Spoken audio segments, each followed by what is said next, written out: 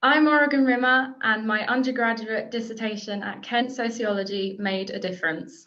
Hi, I'm Ethan Cleverly, and my undergraduate dissertation at Kent Sociology made a difference. Hi, I'm Georgia, and my undergrad dissertation at the University of Kent made a difference. I'm Shania, and my dissertation at Kent Sociology made a difference. I'm Maisie, my undergraduate dissertation at Kent Sociology made a difference. So my project was about the impact of COVID-19 on the Black Lives Matter movement, in particular how the movement had been represented in the media during the height of the pandemic in comparison to earlier years. When I was choosing my topic, there was a lot of the protests were happening and the pandemic was also happening. I thought that if we were going to make any sort of progress, the only way I could physically help was do research into it, because I'm in the perfect subject to do research on it. So if you present a piece of research that you've correlated a lot of data and you give that to someone, you can say, this is actually happening because of all this data that I've collected, and I can show you that. And that opens up a conversation, and the conversation is vital for progress. So I basically analysed 96 articles. I took half from the US, half from the UK. I took them from 2016 and then 2020. I chose 2016 because it was the only other year where the majority of news reports, a larger amount of news reports were about Black Lives Matter, probably because of the election of President Trump at the time. Kind of took newspapers from each month and analysed them individually. I think the best example I can think of is the quantitative data I collected, because it showed sort of the number of news reports that were being published at the different times, and the trends tended to reflect the trends in COVID.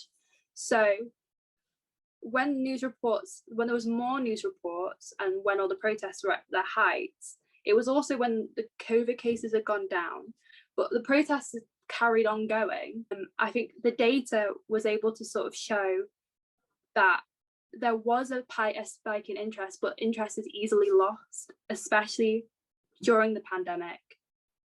As ethnic minorities are going through this struggle continuously, people who are reading the newspapers who are unaffected by the same struggle will lose that empathy, because the newspapers are talking about some other disaster that's happening, or another, or the COVID cases, or and that again makes the conversation die. And this research is just me aiming to highlight that is a problem, and as soon as the conversation does die and the empathy dies with it, this research is hopefully me trying to highlight that problem and maybe prevent it from happening in the future. I think dealing with such a large amount of data, because 96 articles from an outside perspective maybe isn't too much, but when you're analysing things, you have to go over it and over it again, and make sure that everything is very organised, very structured, make sure that you know the points you're making and that you can provide evidence for those points. So I just found it slightly frustrating trying to keep all that data and make sure that I remember everything that I wanted to say, because there's so much you can say from 96 articles. So yeah. My name is Corey Wren, and I'm a sociologist here at Kent. I was Masie's supervisor for her dissertation. It's quite ambitious in that way that she was able to navigate a huge media space and also grapple with two major social cultural events.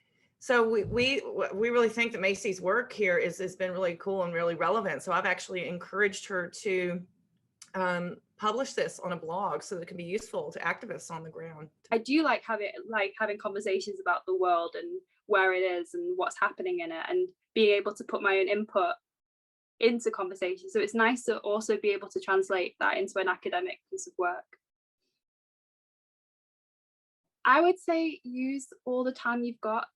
Definitely don't leave everything until the last minute, because there's too much work. I would say also know when to take a break and don't overrun yourself, because as much as you want to do well, mental health is also important.